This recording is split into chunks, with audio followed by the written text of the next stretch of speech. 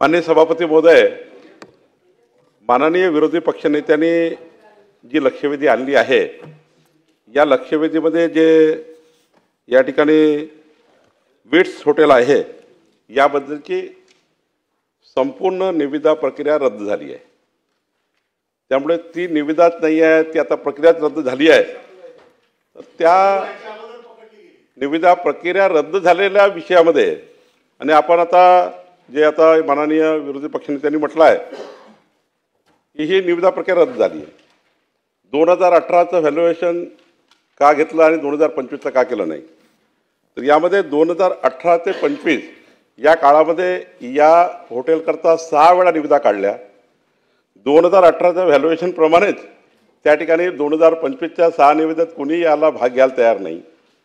तर मग MPID कोर्टाने असं म्हटलं की तुम्ही त्याच बेस रेटला जा आणि त्यावरच निविदा काढा।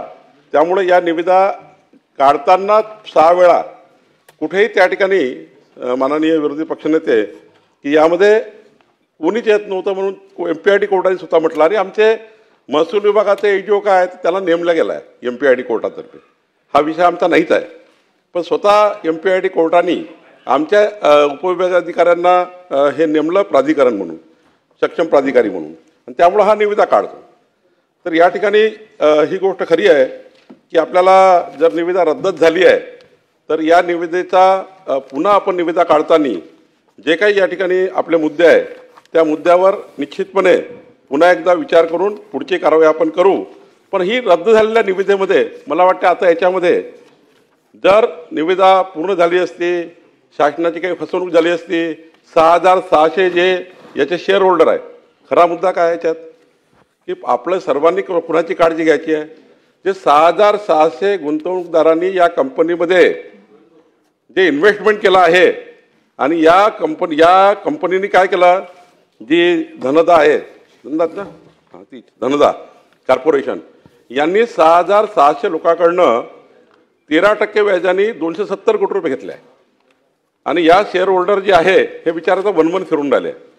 मूळ प्रश्न दानवे आपल्या समोर आहे की 6600 लोकांना या कंपनीकडनं पैसे वसूल करण्याकरता MPID कोर्ट लागलं। आपल्याला या ठिकाणी आज कडक भूमिका घेऊन या कंपनीकडनं हे पैसे वसूल करून हे जे शेअर होल्डर आहे यांना देण्याकरता काम करावं लागणार आहे। त्यामुळं माझी आपल्याला एकच या ठिकाणी विनंती आहे विरोधी पक्षनेते की हा विषय आता निविदा रद्द झाल्यामुळे संपलेला आहे। नव्याने निविदा काढताना मात्र आपण जे काही त्या ठिकाणी काही कंडिशन टाकायचे असतील किंवा आणि या निविदेकरता कोणी यायलाच तयार नव्हतं म्हणून त्या कंडिशन बदलत गेल्या, त्या कमी होत गेल्या। ह्या कुणा व्यक्तीकरता कमी नाही केल्या, कोणी येणारच नाही आहे, तर मग त्या किमान तेवढे पैसे वसूल होतील आणि आपल्याला शेअर होल्डरला देता येतील अशी MPID कोर्टाची भावना आहे, अशी प्राधिकरणाची भावना आहे। आणि त्यामुळं मला असं वाटतं ही निविदा प्रक्रिया रद्द झाल्यामुळं आता त्या ठिकाणी जे काही आपण मेरिटवर पुन्हा एकदा निविदा काढू आणि त्यातनं मग आपण या ठिकाणी त्या 6600 लोकांना न्याय कसा मिळेल याची कारवाई करू। अनिल परब। विरोधी पक्ष नेत्यांनी मांडलं की हे सगळं काम दबावाखाली झालेलं आहे। दबाव कोणाचा आहे हे सगळ्यांना माहिती आहे, हे काय मी आता वेगळं सांगायची गरज नाही। त्यांनी त्याच्या बाबतीतली सगळी माहिती आपल्याकडे दिली आहे।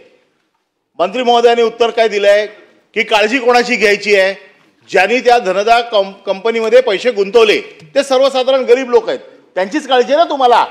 मग 167 कोटीचं हॉटेल 60 कोटीला त्यांच्या घशात घालताना आपण गरीबाची काळजी घेताय का धनगरची काळजी घेताय, हा माझा पहिला प्रश्न आहे। माझा दुसरा प्रश्न असा आहे की जे विरोधी पक्षनेत्यांनी सांगितलं की MPID कोर्टाने ज्या वेळेला प्राधिकृत केलं एखाद्या अधिकाऱ्याला की पुढची कारवाई तुम्ही करायची आणि ज्या वेळेला हे टेंडर काढलं गेलं, हे टेंडर रिंग केलं गेलं, 5-5, 10-10 लाखाच्या फरकाने सगळ्यांनी भरलेले आहेत। ह्या ज्या वेळेला कार्टेल आणि रिंग होते त्यावेळेला त्या अधिकाऱ्याची जबाबदारी असते की जे काही निकष आहेत ते तपासून घेतले पाहिजेत। निकष काय की 3 वर्षाचा ITR त्याच्याकडे असला पाहिजे, 3 वर्षाची त्याची पूर्ण नाही असं नाही झालं म्हणजे चोरी पकडली गेली म्हणून इथं चोरी पकडली गेली नसती तर गेला चला। हे गरिबांच्या पैशासाठी लढतायत ना, हे गरिबांच्या पैशासाठी लढतायत ना, अरे गरिबांच्या पैशासाठी लढतायत ना। गरिबांच्या पैशाचा तोंडचा घास काढून कोणाच्या तरी दुसऱ्याच्या गळ्यात घालायचा काय, हा विषय नाही आहे. विषय असा आहे की ज्याने ही चुकी केली, ज्याने ITR न तपासता या टेंडरमध्ये भाग घ्यायला परवानगी दिली, जे टेंडर त्यांनी अलाउड केलं त्याच्यावरती आपण कारवाई केली का? नंबर 1 चा प्रश्न आहे. दुसरा प्रश्न असा आहे की रिंग झाली आहे हे तर स्पष्ट आहे. 2 नंबर 3 नंबर 5-5 लाखाने करतायत. ज्यांचा गेल्या इलेक्शनच्या पूर्ण डिटेलमध्ये ज्यांची तो तर ईडी इन्कम टॅक्स यांचा विषय आहे, ते तर काय करणार नाहीयेत. इकडचा कोण असला असता तर आज संध्याकाळपर्यंत नोटीस आली असती 50 खाली की ताबडतोब या म्हणून. आमचं म्हणणं असं आहे की ज्यांच्या बॅलन्स शीटला पैसे नाहीत, ज्यांच्या उत्पन्नाचा दाखला इथे विरोधी पक्ष नेत्यांनी दिलेला आहे, यांची पार्श्वभूमी न तपासता तुम्ही अशा पद्धतीची रिंग निकष पूर्ण न करता अलाउड करता, याचा अर्थ तो भ्रष्टाचार आहे. तुम्ही रद्द केलं म्हणजे याचा अर्थ सुटले नाहीये. एखादी चोरी झाली, पकडली गेली, मलदेमाल परत गेला म्हणून गुन्हा रद्द होत नाही. गुन्हा राहतो, त्याला सजा होते. आणि ती सजा करण्यासाठी तुमचा कन्सर्न काय? गरिबाचे पैसे मिळाले पाहिजेत ना. मग तुम्ही सभागृहात आज सांगा की 167 कोटी मूल्यभावाने म्हणजे बाजार भावाने त्याचं व्हॅल्युएशन आलंय. तुमच्या नवीन बीडची मिनिमम क्रायटेरिया हा 137 कोटी रुपये 167 कोटी रुपये असला पाहिजे. आणि जे रिंग मध्ये येतील यांची कडक तपासणी होऊन हे हॉटेल जर त्या किमतीच्या वरती गेलं किंवा त्या किमतीच्या पार गेलं तर तुमचा गरिबांचा प्रश्न सुटणार आहे. आणि म्हणून तुम्ही सभागृहामध्ये आज गरिबांची बाजू मांडलेली आहे.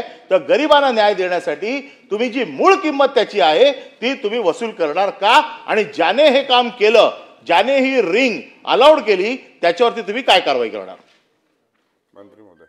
सभापती महोदय, मी आधीच सांगितलं माननीय विरोधी पक्षनेते आणि अनिल परब साहेब की 75 कोटी रुपये 2018चं व्हॅल्युएशन होतं. आणि 2018चं व्हॅल्युएशन जे 6 वेळा लिलाव झाल्यावरही एकही व्यक्ती त्या ठिकाणी कोणी त्या लिलाव प्रक्रियेत आला नाही. याच्यापेक्षा याच्यापूर्वी याच्या दुसऱ्या कंपन्या सुद्धा ह्या नवीन कंपन्या आल्या आहेत, पण यापेक्षा अनेक कंपन्या आल्या होत्या या 6 निविदेमध्ये. तेव्हा कुणी हे त्या किमतीत घ्यायला तयार नाही 75 कोटीमध्ये. म्हणून आमच्या जे काही प्राधिकारी आहेत, सक्षम प्राधिकारी EDO, त्यांनी ती किंमत ठेवली. खरं तर 2025चं व्हॅल्युएशन काढलं, म्हणजे 2018चं व्हॅल्युएशन यायला कोणी तयार नाही. तर 2025च्या व्हॅल्युएशनला मला वाटतं हाही प्रयत्न करून बघू आपण, तो करायला अडचण नाही आहे. पण आपल्याला या ठिकाणी जे मेरिट आहे टेंडरचे ते पुन्हा मेरिट कायम ठेवून विरोधी पक्षनेते हे या टेंडरचे जे मेरिट आहे, जे काही तुम्हाला वाटतं 2 कंडिशन वाढल्या पाहिजे, आपण पुन्हा 2 कंडिशन वाढवू, सॉल्व्हन्सीची सर्टिफिकेटची कंडिशन वाढवू, पुन्हा कळकटी करू. कळकटी टाकण्यामध्ये काही अडचण नाही शासनाची.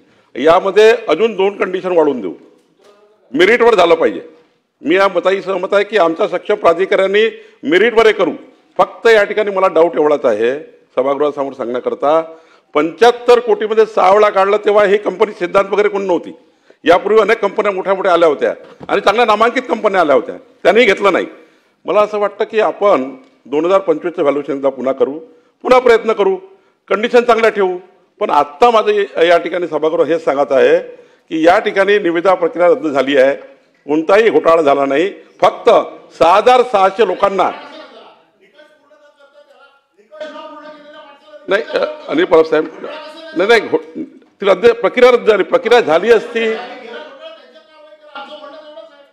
माझं एवढंच म्हणणं आहे की प्रक्रिया नाही घोटाळा झाला म्हणून असं आहे.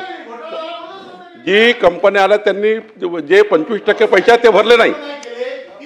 नाही मंत्री महोदयांना पूर्ण करू द्या. परब साहेब, बोलायची परत संधी देतो. मंत्री महोदयांना पूर्ण करू. त्यांनी रद्द का झाली निविदा सभापती महोदय की 25% जे तातडीनं पैसे भरायला पाहिजे निविदाधारकांनी ते भरले नाही म्हणून रद्द झाली. यांनी नाही भरले, सिद्धांतवाल्यांना तातडीनं पैसे भरायचे होते, त्यांनी भरले नाही म्हणून तोही गेला. सभापती महोदय, माननीय विरोधी पक्षनेते आणि अनिल परब साहेबांच्या म्हणण्याप्रमाणे 2025चं पुन्हा व्हॅल्युएशन एकदा करू. MPID कोर्टासमोर पुन्हा जाऊ की साहेब हे व्हॅल्युएशन आलं आहे, म्हणजे कोर्टात सांगू, आमचे सक्षम प्राधिकारी जातील आणि पुन्हा मेरिटवर निविदा काढू. आणि 6600 जे गुंतवणूकदार या ठिकाणी आहे त्यांची काळजी सरकारला आहे. ते जे काही पैसे या ठिकाणी या विट्स हॉटेलमध्ये येतील ते 6600 जे या ठिकाणी ज्यांचे शेअर आहे, ज्यांनी या कंपनीमध्ये शेअर दिला धनदाला, ते या ठिकाणी त्या गरीब माणसाचे पैसे मिळाले पाहिजे. याकरता शासन पूर्ण प्रयत्न करेल एवढंच या ठिकाणी सांगतो. प्रवीण दरेकर. सभापती महोदय, केवळ राजकीय उद्देशातनं या ठिकाणी टीका टिप्पणी केली जाते. कारण व्यक्ती नजरेसमोर ठेवून, कारण 75 कोटीला निविदा निघाल्यानंतर